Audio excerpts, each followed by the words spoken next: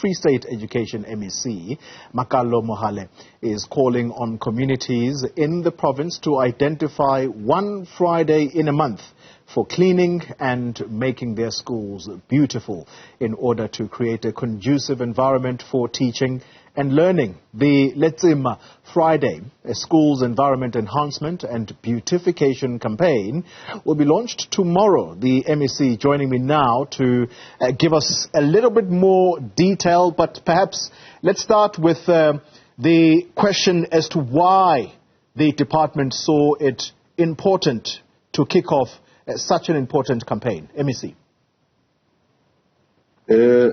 Thank you very much, Polly. Greetings to you and your viewers. It's very, so my apology.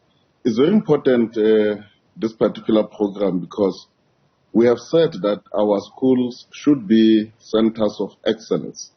And the excellence is not only determined in terms of the academic performance. The excellence that we want to see in our schools, it has to be comprehensive. The learning environment should be conducive. All the necessary requirements and all the apparatus should be present. And one of the most important aspects is around the cleanliness and the aesthetics of our schools.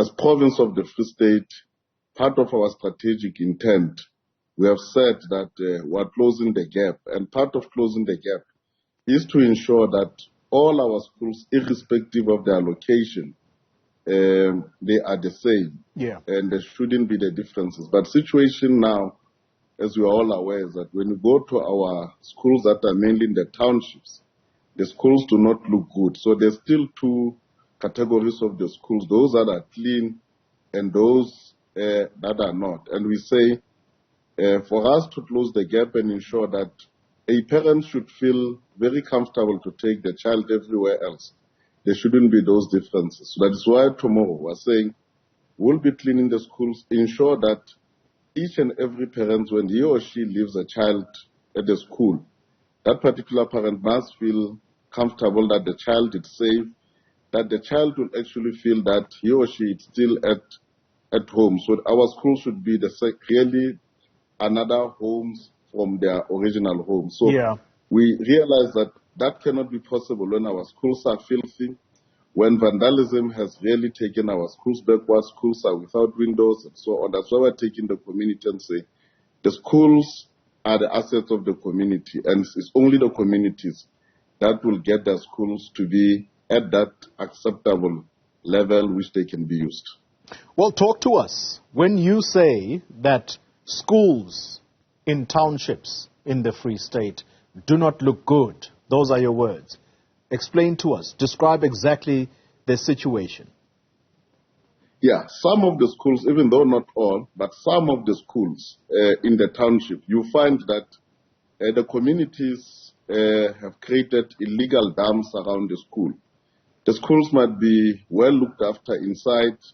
The school may have all the necessary issues. The aesthetics may be well, but if you look surrounding the school, you find the long grasses, you find the damp inside caused by the communities.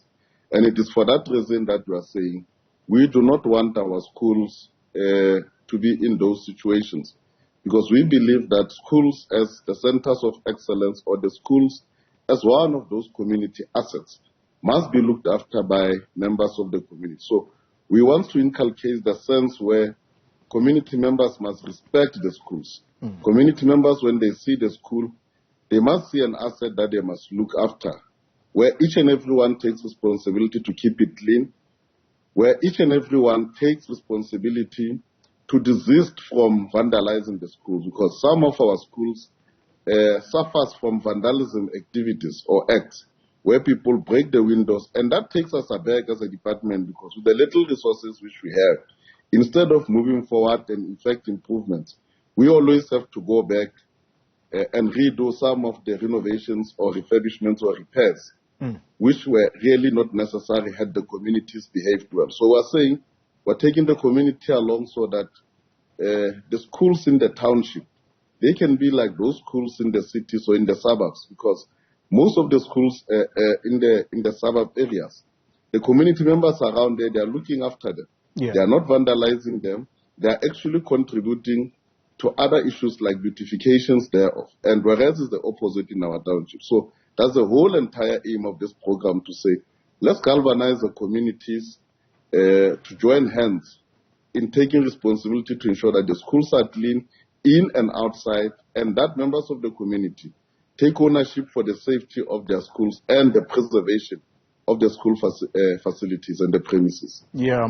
Well, MEC, your predecessor, the late Tate Mahwe, he was hailed as someone who really took that province from where it previously was in terms of the results it produced to a level where it is currently #1 in the country for producing an excellent matric pass rate. My sense is that you want to continue that legacy. What other measures, apart from cleanliness? It's the start, but what else can you do to basically maintain the standard? Yeah, thank you very much, Polly. It doesn't end there. It's good that you have raised the issue of being #1 in the matric pass rate. But our focus and my apex priority insofar as the education in the province is concerned is always the question as to what then happens when those matriculants pass, their life after matric.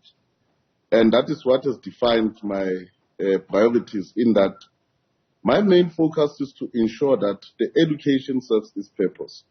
We all agree that, and we all encourage the youngsters to value education and keep in school so that they can have the necessary knowledge and capacity to better their lives.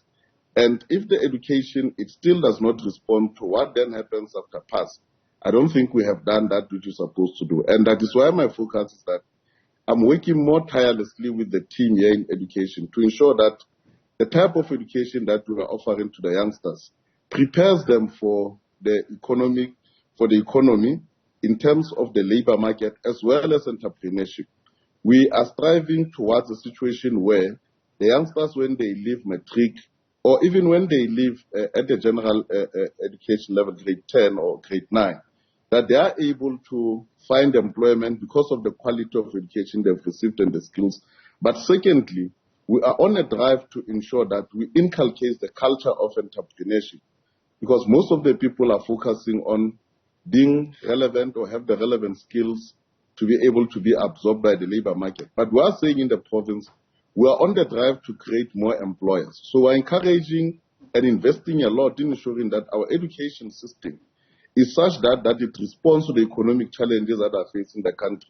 Part of them being unemployment, inequality, and poverty. That's why we're saying we're investing a lot in all those relevant subjects or study areas, which will ensure that the youngsters have the necessary skills that they need in order for them to participate meaningfully, not just as employees, but also as employers. Because the reality now, which is faced by a majority of matriculants, is that post-matric, the higher education is unable to absorb all of them. Reality is that some of the skills which they have acquired does not even allow them to be participants in the economy. Some, even when they want to go as an alternative to venture into businesses, they are unable to have that necessary skill to sustain their business. Statistics are there that majority of businesses collapse within 2 or 3 years. So we're saying the education system should be responsive. That is why we are having a dedicated program that we're introducing now of entrepreneurship to ensure that even when the youngsters can complete matric and are unable to go anywhere else, but they can use those skills to work into the small businesses that are collapsing in terms of the knowledge of the books, handling of the books, some elements of managing the businesses, innovation, issues of manufacturing, and all of the product developments and all other related matters, which are really necessary to ensure that at the end of the day, when people are saying we're excellent in education, there should be a true meaning to it. Someone should be able to point out that my child here is a matriculant, he has got a bachelor pass, or he has got an ordinary pass, but that child post-matric, he or she is able to make a living out of that. That is my main focus for now, that I believe it is really necessary to can take the province of the Free State forward in addressing the triple challenges that our province is facing like all others. Free State Education MEC, Makalo Mohale, let me thank you very much for your time, but also importantly, thank you for the campaign that you will be kicking off tomorrow, and that is that of keeping schools clean, because when you are in a clean environment, the talk from those who came before us is that you are able to function even better. And so good luck to the MEC and his team.